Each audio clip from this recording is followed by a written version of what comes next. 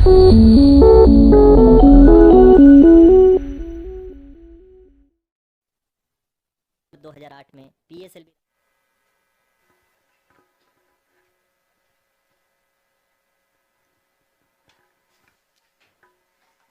अगर मैं सही मायने में कहूं मिशन चंद्रयान 1 अक्टूबर 2008 में पीएसएलवी रॉकेट के द्वारा सफलतापूर्वक प्रक्षेपित किया गया था। चंद्रयान 1 ने चंद्रमा की सतह पर पानी की खोज करके पहले ही इतिहास रच चुका है। यही कारण है कि आजकल विश्व के तमाम अंतरिक्ष वैज्ञानिक और स्पेस एजेंसियां चंद्रमा को और करीब से जानने के लिए उत्सुक दिख रही हैं। अगर हम बात करें चंद्रयान 2 की, जो इसरो का दूसरा मिशन है, जुलाई 2019 में इसरो के सबसे ताकतवर रॉकेट LVM-3 द्वारा सफलतापूर्वक प्रक्षेपित किया गया, यानी कि ऑर्बिटर हाई रेजोल्यूशन कैमरा विश्व का सबसे बेहतरीन कैमरा है, जो कि चंद्रमा की सतह का लगातार पिक्चर भेज रहा है। Primary objective of Chandrayaan 3 mission is the demonstration of safe and soft landing on the lunar surface.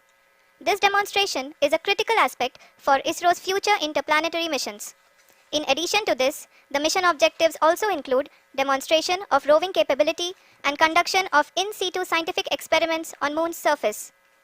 Carried on the shoulders of India's heaviest rocket LVM-3 on the 14th of July, Chandrayaan-3 was placed in the precise elliptic parking orbit of size 170 by 36,500 kilometers.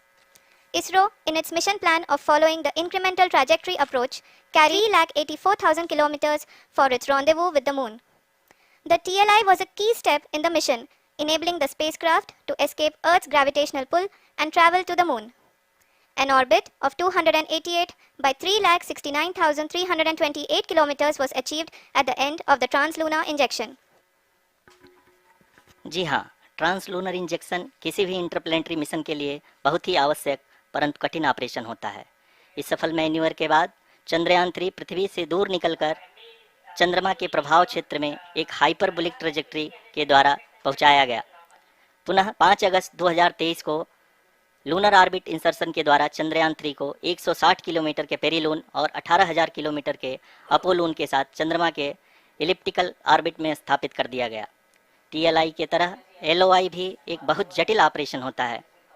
इसमें हमें यह ध्यान देना आवश्यक होता है कि उपग्रह के वेग मान को एक निश्चित बिंदु से घटाया जा सके, अन्यथा उपग्रह चंद्रमा के प्रभाव क्षेत्र से बाहर निकल जाएगा और परिवर्तित किया गया।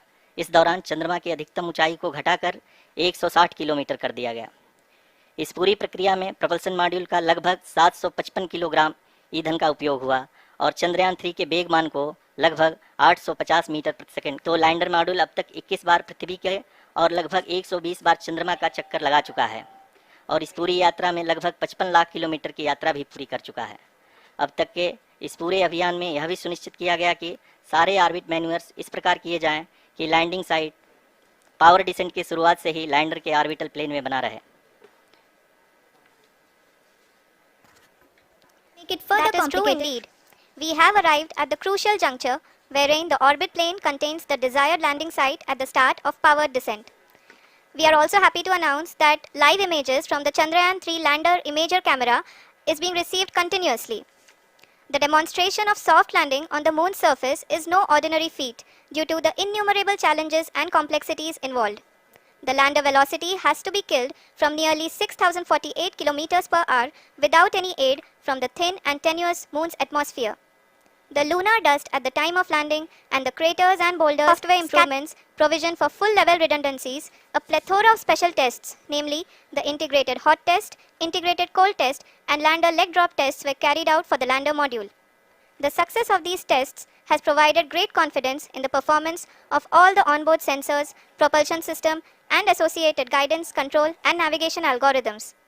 The key findings during the tests have enabled to improve the overall system performance.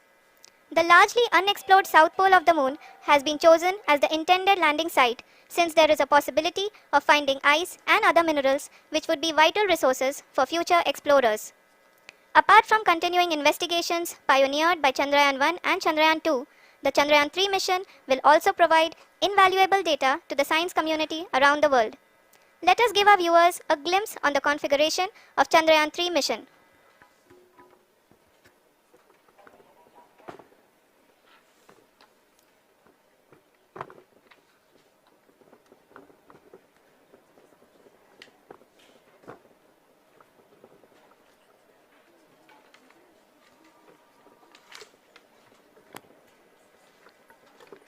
Chandrayaan 3 का मिशन प्लान लगभग चंद्रयान 2 की तरह ही बनाया गया है। यहाँ यह भी सुनिश्चित किया गया है कि चंद्रयान 3 को रॉकेट से अलग होने से लेकर के चंद्रमा के निकटतम कक्षा में स्थापित होने तक सारी गतिविधियाँ चंद्रयान 2 की तरह ही हों। और अब हम यह कह सकते हैं कि यह प्लान पूरी तरह से 100% सफल रहा। हालांकि लैंडर मॉड्यूल के सेंसर्स और propulsion सिस्टम को इस तरह से मजबूत किया गया है कि लैंडर पावर डिसेंट के समय किसी भी आपदा से बाहर आकर के मिशन के मुख्य उद्देश्य को पूरा कर सके। इस क्रम में लैंडर के मुख्य सेंसर्स कारा, लासा, LHBC, LDV और LHDAC का कार्यात्मक परीक्षण भी किया जा चुका है। LDV जो कि पूर्णतः स्वदेशी तकनीकी से बनाया गया एक नया सेंसर है, इसका मुख्य कार्य लैंडर के वेलोसिटी को तीनों अक्षों में कंप्यूट करना है।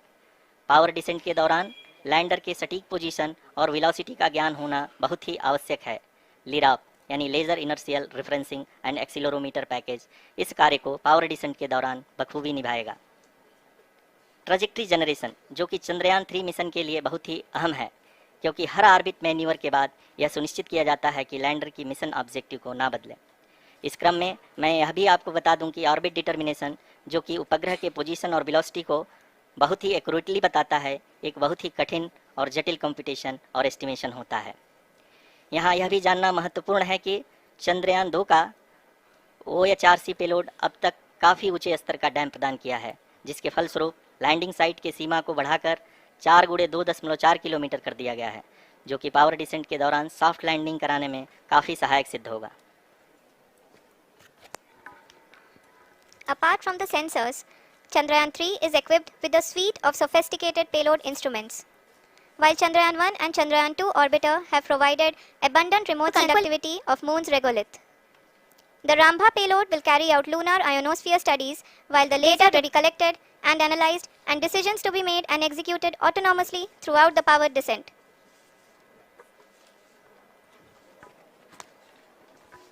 जी हाँ, अब हम पावर डिसेंट के बहुत ही करीब आ चुके हैं। हम आपको बताते चलें कि पावर डिसेंट को कुल 4 चरणों में बांटा गया है। सबसे पहले आता है रफ ब्रेकिंग फेज, जिसमें लैंडर की ऊंचाई को चंद्रमा की सतह से 30 किलोमीटर से घटाकर 7.4 किलोमीटर कर दिया जाएगा। इस पूरी प्रक्रिया को पूरा करने में लगभग 11.5 मिनट लगेगा और इसका समानांतर वेग 1680 मीटर प्रति सेकंड से घटाकर 358 मीटर प्रति सेकंड हो जाएगा। We have continuous flow of lander telemetry data from ISRO's Deep Space Network IDSN-32 located in Belalu, Bengaluru, flown to the Mission Operation Complex through our communication links. In addition to it, we also have support from ESA and JPL DSN stations. There will be no ground intervention once the ALS takes charge. The preparation for today's event had started 48 hours before, wherein various pre-selections and uplinking of parameters for the autonomous landing sequence were carried out. The whole descent is divided into 4 phases: the rough braking phase, the attitude hold phase, fine braking phase, and the local navigation phase or the terminal descent phase. जी हाँ, attitude hold phase जो कि power descent का दूसरा चरण है, एक बहुत ही महत्वपूर्ण फेज है। इस 10 सेकंड के स्मॉल ड्यूरेशन के दौरान लैंडर के 2 महत्वपूर्ण सेंसर कारा और लासा लैंडर की ऊंचाई की गणना करेंगे। इस फेज के पूरा होते ही लैंडर चंद्रमा के सतह से कुल 6.8 किलोमीटर की ऊंचाई पर होगा। During the rough braking phase, the lander velocity shall be brought down from 1680 meters per second to 358 meters per second. The altitude will be brought down from 30 kilometers to 7.4 kilometers at the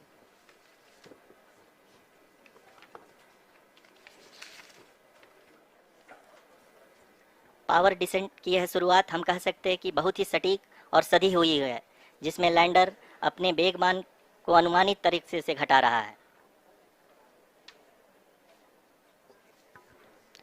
The altitude of the lander module will reduce from 7.4 kilometers to 6.8 kilometers. ROCC अभी हम इस ground trace को देखते हुए कहा में चल चुका है। The mission operations team is analyzing the data and car band altimeters.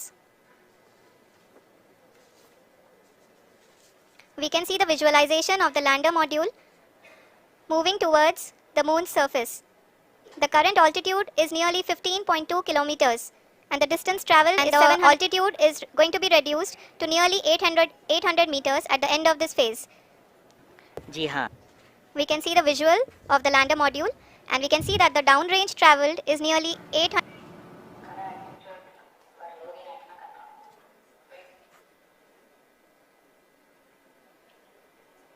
जी हाँ, अभी आप देख सकते हैं कि लैंडर की ऊंचाई लगभग phase or the local navigation phase.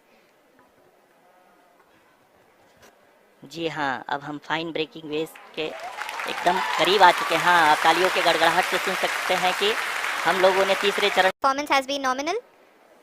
We are in the vertical descent phase 1. The altitude 100 metre के आसपास है।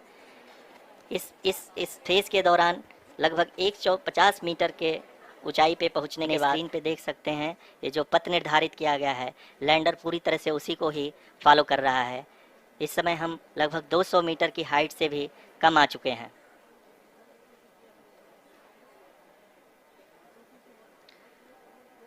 अब हम ये देख सकते हैं कि हम लगभग 150 मीटर की ऊंचाई पे हैं चंद्रमा के सतह से। and he is critically looking at the visuals.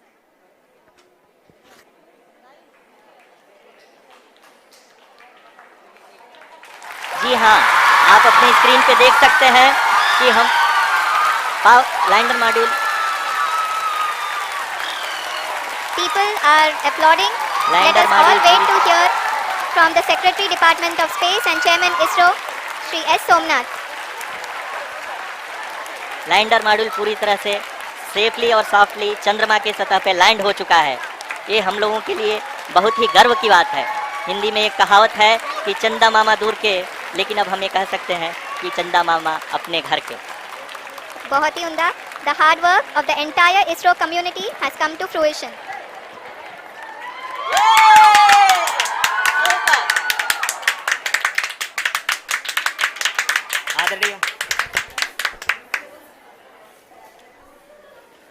आदरणीय प्रधानमंत्री जी, नमस्कार sir. We have achieved soft landing on the moon. India is on the moon. Sir, I request our honorable Prime Minister to address us and bless us. Thank you, sir.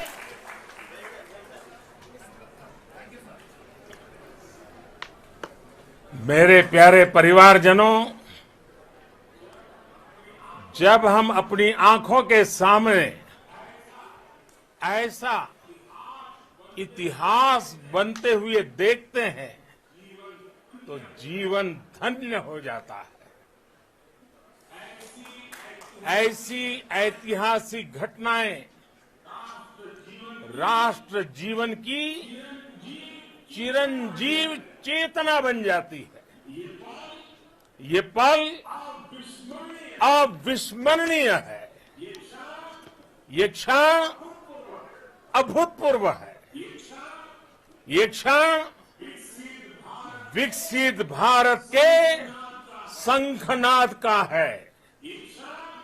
ये क्षण नए भारत के जयघोष का है। ये क्षण मुश्किलों के महासागर को पार करने का है। ये क्षण जीत के चंद्र पथ पर चलने का है। ये क्षण 140 करोड़ धड़कनों के सामर्थ्य का है। ये क्षण भारत में नई ऊर्जा, नया विश्वास, नई चेतना का है। और हमारे वैज्ञानिक साथियों ने भी कहा, India is now on the moon. आज हम अंतरिक्ष में नए भारत की नई उड़ान के साक्षी बने हैं। साथियों, मैं इस समय ब्रिक्स समिट में हिस्सा लेने के लिए दक्षिण अफ्रीका में हूं, लेकिन हर देशवासी की तरह मेरा मन चंद्रयान महाअभियान पर भी लगा हुआ था। नया इतिहास बनते ही हर भारतीय जश्न में डूब गया है। हर घर में उत्सव शुरू हो गया है।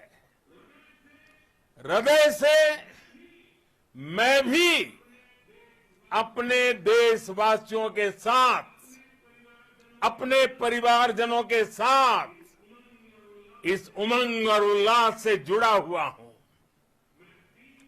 मैं टीम चंद्रयान को, इसरो को और देश के सभी वैज्ञानिकों को जी जान से बहुत बहुत बधाई देता हूं, जिन्होंने इस पल के लिए वर्षों तक इतना परिश्रम किया है। उत्साह, उमंग, आनंद और भावुकता से भरे इस अद्भुत पल के लिए मैं 140 करोड़ देशवासियों को भी कोटि कोटि बधाइयां देता हूं। मेरे परिवारजनों, हमारे वैज्ञानिकों के परिश्रम और प्रतिभा से भारत चंद्रमा के उस दक्षिणी ध्रुव पर पहुंचा है, जहां आज तक दुनिया का कोई भी देश नहीं पहुंच सका।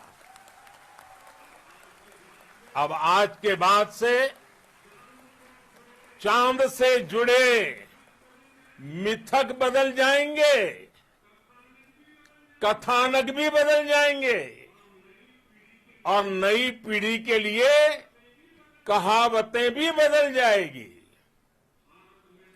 भारत में तो हम सभी लोग धरती को मां कहते हैं और चांद को मामा बुलाते हैं। कभी कहा जाता था, चंदा मामा बहुत दूर के हैं। चंदा मामा बहुत दूर के हैं। अब एक दिन वो भी आएगा जब बच्चे कहा करेंगे, चंदा मामा बस एक टूर के हैं।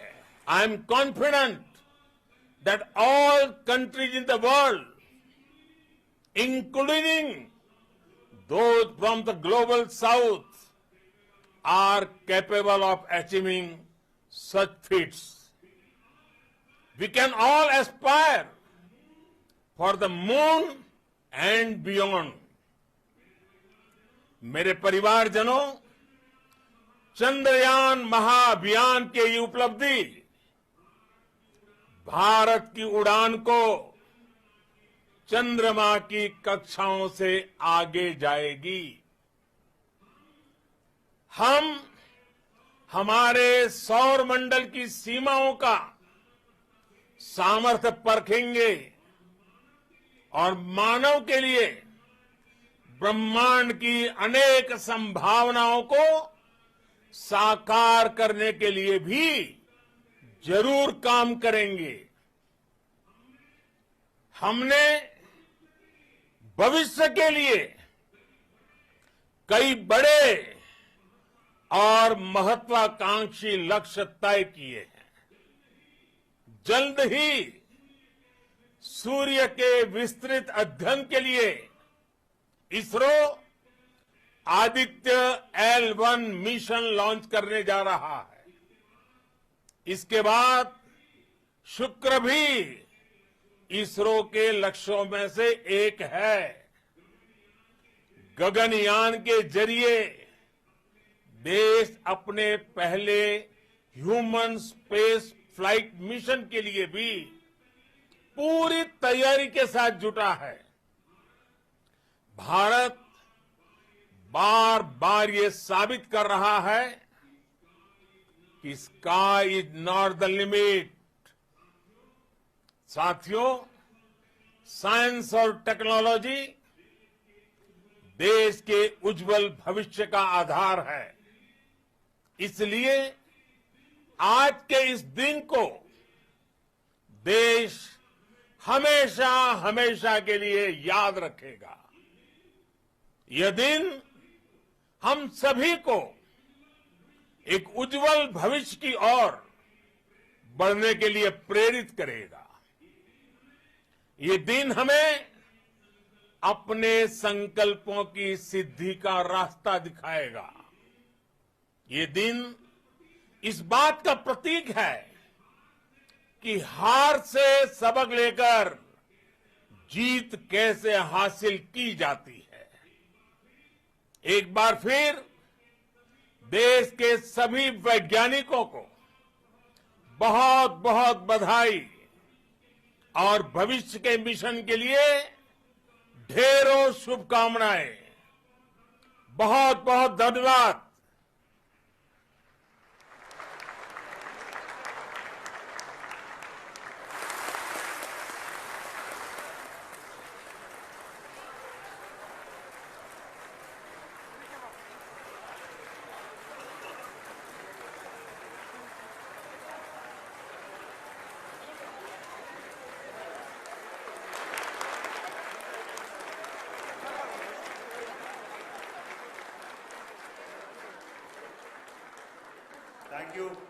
As per the timeline, and we became the 4th country to demonstrate the soft landing onto the moon surface, and we became the first country to go to near to the south pole of the moon.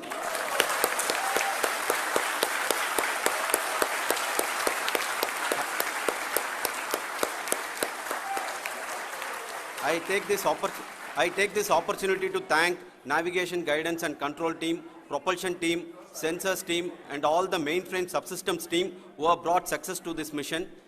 I also take the opportunity to thank the Critical Operations Review Committee for thoroughly reviewing the mission operations right from launch till this date. The target was on spot because of the review process. I also thank the ISRO higher management, right from Chairman ISRO, Director URSC and all the center directors and higher ISRO officials. And finally, my thanks to the Chandrayaan-3 project executives spread across the ISRO centers. Thank you.